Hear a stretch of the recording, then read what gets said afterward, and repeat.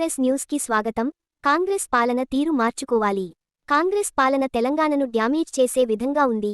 చింతా ప్రభాకర్, జిల్లా BRS party అధ్యక్షులు, MLA Sangareddy.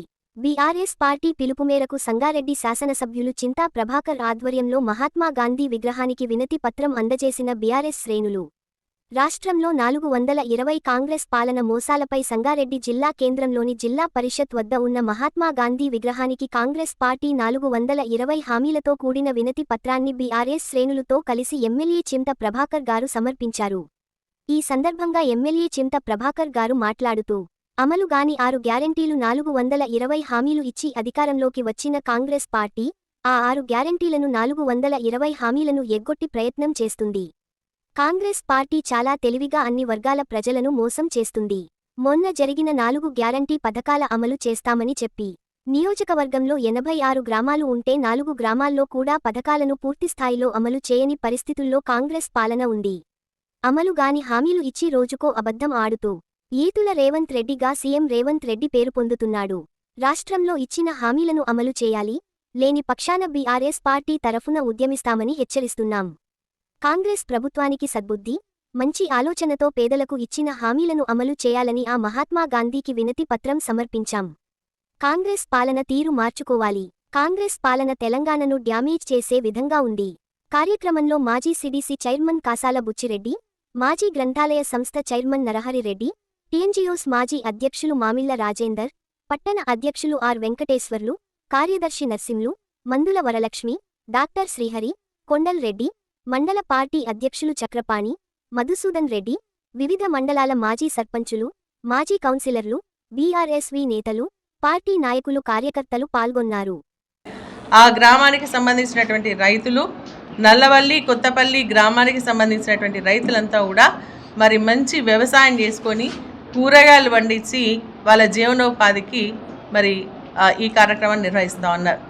మరి అనుకోకుండా సడన్గా రాత్రికి రాత్రి మొన్న నైట్ మరి పోలీస్ బలగాలతోని వందల సంఖ్యలో మన వెహికల్స్ జిహెచ్ఎంసీ వెహికల్స్ తీసుకొని వచ్చి మరి అక్కడ లోకల్గా ఉన్నటువంటి గుమ్మడిదల్ల, అన్నారం, అదేవిధంగా మళ్ళా నల్లవల్లి, కొత్తపల్లి, ప్యారానగర్ పక్కన ఉన్నటువంటి గ్రామాలకు సంబంధించినటువంటి ముఖ్య నాయకులందరినీ కూడా అరెస్ట్ చేసి తీసుకెళ్ళి మరి అక్కడ ప్యారానగర్లో ఈ డంప్ యార్డ్ కార్యక్రమాలను నిర్వహించడం జరుగుతోంది. నేను అడుగుతా ఉన్నాను, మేము ఏదైనా పనులు చేయాలంటే ఎన్నికల కోడ్ ఉంది అని చెప్పేసి మీరు మాట్లాడుతూ ఉన్నారు. మరి ఈరోజు ఇక్కడ ప్యారానగర్లో డంప్ యార్డ్ నిర్మాణానికి కోడ్ అడ్డు రావట్లేదా అని చెప్పేసి అడుగుతా ఉన్నాను. దానిపైన స్టేటస్కో ఉంది. ఇక్కడ ఉన్నటువంటి వ్యవసాయం చేసుకున్నటువంటి రైతులు కూడా ఉన్నారు. ఇక్కడ వీళ్ళంతా కూడా రైతులే.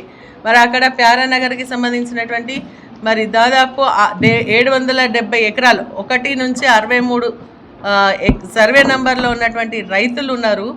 వారికి సంబంధించినటువంటి సర్వే చేయమని కోర్టు ఆర్డర్ ఇచ్చిన, స్టేటస్కో ఇచ్చిన దాన్ని పట్టించుకోకుండా మరి పోలీస్ దిగ్బంధంలో ఆ 3 గ్రామాలను పెట్టి 144 సెక్షన్ పెట్టి బయట నుంచి ఎవరిని లోపలికి వెళ్లకుండా, లోపల వాళ్ళని ఎవరిని కూడా బయటికి వెళ్లకుండా చూస్తూ మరి ఈ యొక్క పోలీస్ పహారాలో డంప్ యార్డ్ నిర్మాణం చేపట్టడం నిజంగా కూడా బాధాకరమైనటువంటి విషయం. దీన్ని మనమందరం కూడా ఖండించాల్సినటువంటి అవసరం ఉంది. ఇది ప్రభుత్వ వైఖరికి నిరసనగా మేము అనేక కార్యక్రమాలు అఖిలపక్షం ఆధ్వర్యంలో చేస్తూ ఉన్నాం. మరో లగచర్ల కార్యక్రమం ఇక్కడ మన ప్యారానగర్లో స్టార్ట్ అయిందని చెప్పేసి మేము అనుకుంటాం. ఎందుకంటే దిగ్బంధంలో పెట్టడం ఎందుకు? వాళ్ళు ఏమన్నా మరి అసాంఘిక కార్యక్రమాలు చేసిండ్రా, లేదంటే ఏమైనా క్రిమినల్సా, మర్డర్ చేసిండ్రా, ఇంకేమైనా కార్యక్రమాలు చేసిండ్రా? రాత్రికి రాత్రి వచ్చి అరెస్ట్ చేయాల్సినటువంటి అవసరం ఏముంది? ఆ గ్రామానికి సంబంధించిన ఆ 3 గ్రామాలకు సంబంధించినటువంటి ప్రజలు భయం గుప్పిట్లో ఉన్నారు. బయటికి వస్తే పోలీసులు తంతమంటున్నారు, పోలీస్ మరి పరేడ్ చేస్తూ ఉన్నారు. మరి పిల్లలు కాలేజీకి వెళ్ళలే, ముందుకు బయటకు వచ్చేటువంటి పరిస్థితి లేకుండా ఉంది అని చెప్పేసి కూడా నేను తెలియజేస్తూ, మంచి అటవీ ప్రాంతం. ఇప్పుడు కావాలంటే ఇక్కడ నుంచి మనం అందరం కలిసి వెళ్ళి చూద్దాం. ప్యారానగర్ మంచి అటవీ ప్రాంతం.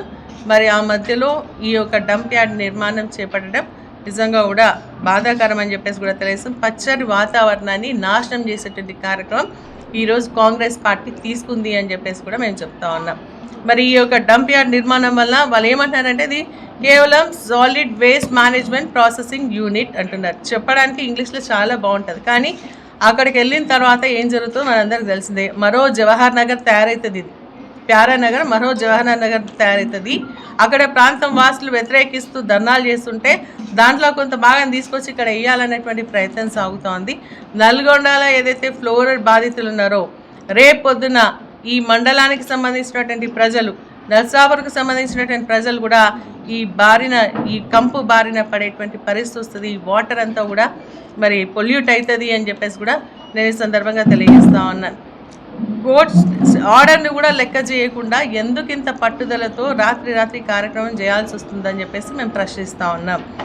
మరి ఇది ఒక డంప్ యార్డ్ వస్తాయి, ఇప్పుడు మీరు చూస్తాను, నేను వీడియో చూపిస్తాను, 100 లారీలు తీసుకొచ్చి ఫుల్ మెటీరియల్తోని పోలీస్ ఎక్కడికి వెళ్ళి కూడా లోపలికి వెళ్ళకుండా అటుకెళ్ళి ఎవరైనా పొలిటికల్ లీడర్ వెళ్తే కూడా ఆపేసేటువంటి పరిస్థితి కనిపిస్తూ ఉంది. కంపౌండ్ వాల్ కట్టేస్తూ ఉన్నారు. కోర్టు ఆర్డర్ ఇచ్చింది, రైతులకు నోటీస్ ఇచ్చి మీరు సర్వే చేయమంటే సర్వే చేయకుండా మరి ఈరోజు మరి కంపౌండ్ వాల్ నిర్మాణం చేపడతా ఉన్నారని చెప్పేసి కూడా నేను తెలియజేస్తా ఉన్నా. 100 వెహికల్స్ వస్తాయి ఇప్పుడు. నర్సాపూర్ అటవీ ప్రాంతం ఇది మొత్తం కూడా, గుమ్మడిదల నుంచి స్టార్ట్ అయితే నర్సాపూర్ దాకా కూడా మొత్తం టోటల్గా అటవీ ప్రాంతం. ఈ అటవీ ప్రాంతంలో అటువంటి 100ల సంఖ్యలో GHMC వెహికల్స్ వస్తే ఎన్ని యాక్సిడెంట్స్ జరుగుతాయి, ఎంత